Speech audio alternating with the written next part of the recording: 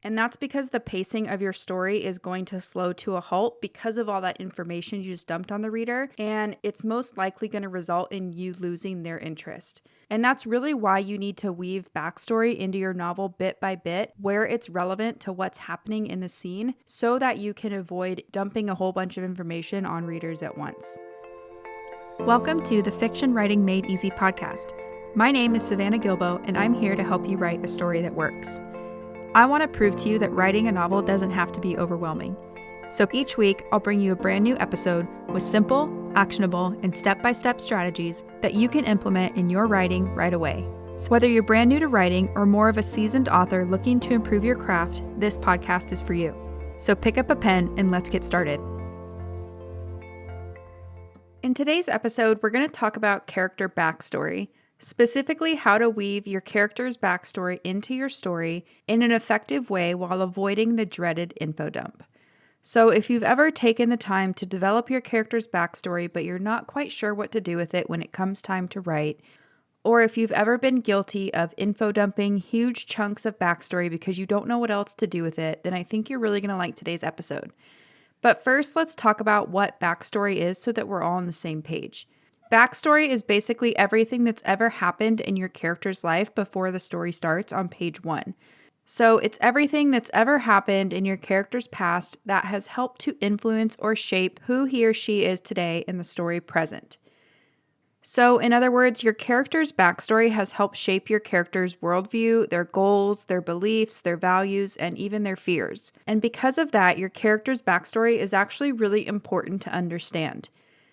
Your character's backstory is going to influence everything that happens in your story, from the plot events to your character's goals and motivations to your ability to properly express your story's theme. But as writers, we need to be careful because backstory by definition takes the story backward in time. So whether you're using flashbacks, internal thought, or exposition to reveal what has happened in your character's past, every drop of backstory you insert into your story can stop its forward momentum. And that brings me to what I wanted to talk about next, which is where a lot of writers go wrong when it comes to handling character backstory in their drafts. So the biggest mistake I see writers make when it comes to handling backstory in their draft is delivering too much information too soon or too much information all at once. And I get why it's easy to do this because when you're writing the beginning of a story, you want to make sure the reader understands everything that's about to happen, right? So it's natural to want to fill the beginning of your story with backstory because it's kind of like saying, hey, hang on a minute, before I tell you the story that you really want to hear, there are some things you need to know first. But in reality, there's really very little that readers need to know about a character's history in the first few pages. As writers, we need to know our character's history and why they act or think the way they do, but our readers don't need a complete rundown of our character's history, at least not all up front or not all at once. When you start a story off with tons of history or information, it's really hard for readers to engage and to feel swept up in the world of your story. And that's because your reader has nothing or no one to latch onto. So they have no character to identify with and care about. Instead, they're getting something that reads more like a history lesson. And when you give away too much information too soon, it can take away a large part of the reader's incentive to keep reading because they don't have anything to wonder about. And part of what's fun about reading fiction is that things unfold as the story moves forward. So the plot moves forward, the character development moves forward, and readers get to learn more about the character's past too. So when you dump all of this stuff on the reader up front, it's just not going to have the effect that you want. And in most cases, readers are probably going to put your book down and then never come back to it. So the question is, how do you avoid making this mistake in your story? And how do you weave backstory into your novel in a way that's going to engage readers rather than bog them down? I'm going to share my top 3 tips with you in a second, but first I wanted to let you know that there's a freebie for today's episode that you can download at savannahgilbo.com/backstory. In this freebie, I'll give you a set of questions that you can ask as you edit each scene in your story. That way, you can always be sure that the backstory you're including in a given scene is A, worth including, and B, that it's in the right place in your story. So one more time, you can download that at savannahgilbo.com/backstory. Okay, so here are my top 3 tips for weaving backstory into your novel in a way that engages the reader instead of bogging them down. The first tip is to only include backstory where it's relevant to what's happening in the story present. So, backstory should always be triggered by something that's happening in the present moment of the scene. And if you think about how memories pop up in your own life, they're usually triggered by something you see, hear, feel, or notice. So, for example, say that you see a car that reminds you of the one your mom used to drive. When you see that car, you're probably going to start thinking of the times you spent with your mom in that car. Or maybe there's a certain smell that reminds you of an experience that you had in the past, and it not only makes you think of that experience, but other things that happened during that time too, right? And most of us writers have no trouble thinking up these rich histories for our characters, but a good storyteller knows to hold a lot of these details back and to only reveal them at a time when the details best serve the story. So one more time, you only want to insert backstory where it's relevant to what's happening in the story present. The second tip is to avoid info dumping at all costs. Now, you've probably heard the term info dumping before, but just in case you haven't, info dumping is when a writer dumps paragraphs and paragraphs of information on the reader at one time. And you really want to avoid doing this wherever you can. A reader should only be told what they need to know the moment they need to know it. Because if you give readers a whole bunch of information without something actually happening in the story present, then there's not going to be very much to compel them to move forward in your story and to keep turning the pages.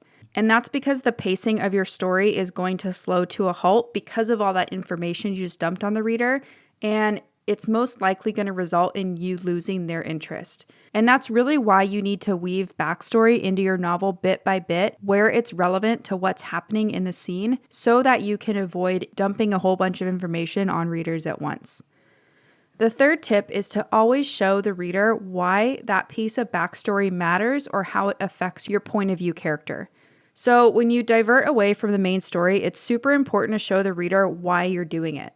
In other words, when you take a moment to put in some backstory, you want to show the reader how that piece of backstory affects the character and their present situation. And again, this kind of comes back to inserting backstory only where it's relevant to whatever's happening in the scene you're in, but it also has to do with showing the reader who your character is.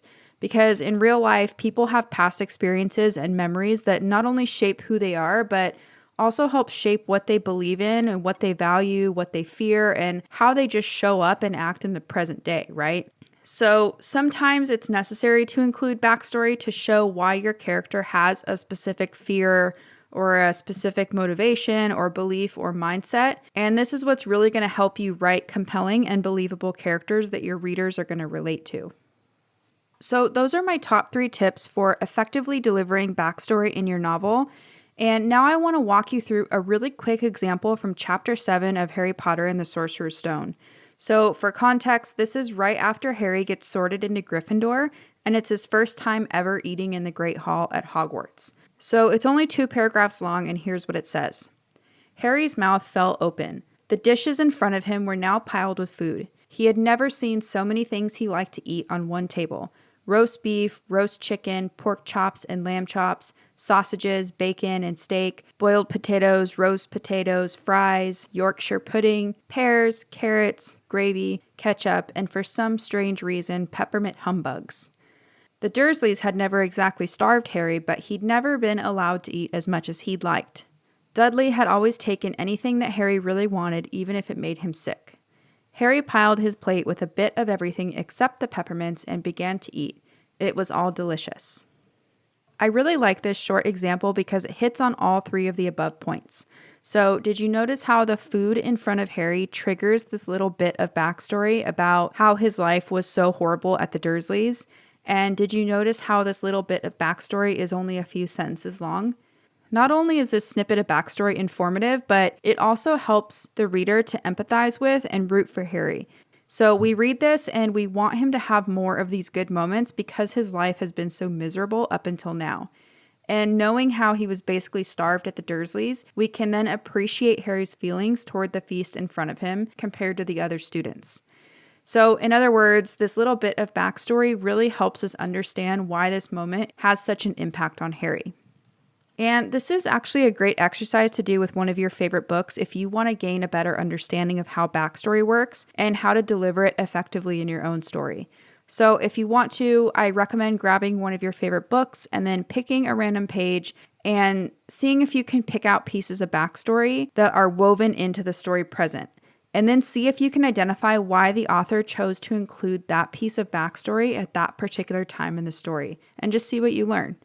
So, okay, you might be wondering what to do about the backstory in your novel if you have a finished draft, or how do you decide if the backstory you've written into a scene works, or if it's too much, or if it's in the wrong place.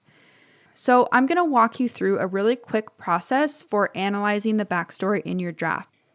The first thing I recommend doing is printing out a few pages of your own work, so an entire scene or an entire chapter, and then highlight everything that's not happening in the story present. And then once you've done that, I want you to answer these next couple questions as objectively as you can about each of the highlighted areas. So question number 1 is, does the reader really need to know this about my character? Or is this detail something that I find interesting but isn't exactly crucial to the story? Question number 2 is, if I remove this piece of information, is my story going to fall apart or be harder to understand? And then if you decide that the reader absolutely has to know a certain detail about the situation or the character, I want you to then ask yourself if the reader needs to know this bit of backstory right now, or if you can reveal it somewhere else where it's more relevant to what's happening in another scene. The next question you can ask is there a better way to introduce this crucial bit of backstory besides simply relating it or simply telling it to the reader? So can you accomplish the same thing more subtly using hints or innuendos, kind of allowing the reader to fill in the gaps with his or her own imagination instead of just telling them outright? So that's the exercise. It's pretty quick, but it can really tell you a lot about kind of what's going on in each of your scenes and if you have too much backstory at one time or if it's just in the wrong place. And if you're having a hard time being objective about your own work, this can be a great exercise to do with a critique partner. So you can swap pages with a critique partner and then go through these questions that we just went over to analyze the backstory in each other's scene or chapter. It's also something that a beta reader or an editor can help you with if you're really having trouble being objective. Okay, so let's do a quick recap of the key points from today's episode. Number 1, your character's backstory is important to understand because everything that's happened to your character has helped influence and shape who they are in the story present.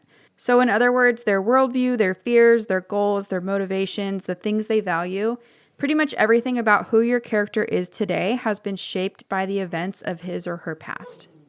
Number 2, try to only insert backstory where it's relevant. In other words, the backstory should always be triggered by something that's happening in the story present. Number 3, avoid info dumping at all costs. Instead, try to give the readers information the moment they need to know it to keep your story moving forward. Number 4, always show the reader why a piece of backstory matters. In other words, show the reader how that piece of your character's backstory or this piece of information you're unveiling affects your character in the present moment. And finally, number 5, don't forget that there's a freebie for this episode that you can download at savannahgilbo.com/backstory. In this freebie, there's a set of questions that you can ask of each scene in your story as you write or edit them. That way, you can always be sure that the backstory you're including in any given scene is A, worth including, and B, that it's in the right place in your story. So one more time, you can download that at savannahgilbo.com/backstory. And that's it for today's episode. I hope you guys enjoyed these tips on how to handle the backstory in your novel in a way that will engage readers instead of repelling them. And I know that creating backstory and effectively weaving it into your story isn't always easy, and it certainly takes time and thought, but if you can master these skills, then the quality of your writing and your story will greatly improve, so keep at it and don't give up. So that's it for today's show. As always, I want to thank you so much for tuning in and showing your support. If you want to check out any of the links I mentioned in this episode, you can find them over at savannahgilbo.com/podcast. And if you haven't done so already, make sure you subscribe to the show because there's going to be another brand new episode coming out next week. If you're an Apple user, I'd really appreciate it if you took a few seconds to leave a quick rating and review. Your ratings and reviews tell iTunes that this is a podcast that's worth listening to. And in turn, that helps this show get in front of more fiction writers just like you. So that's it for today's show. I'll be back next week with a brand new episode. Until then, happy writing.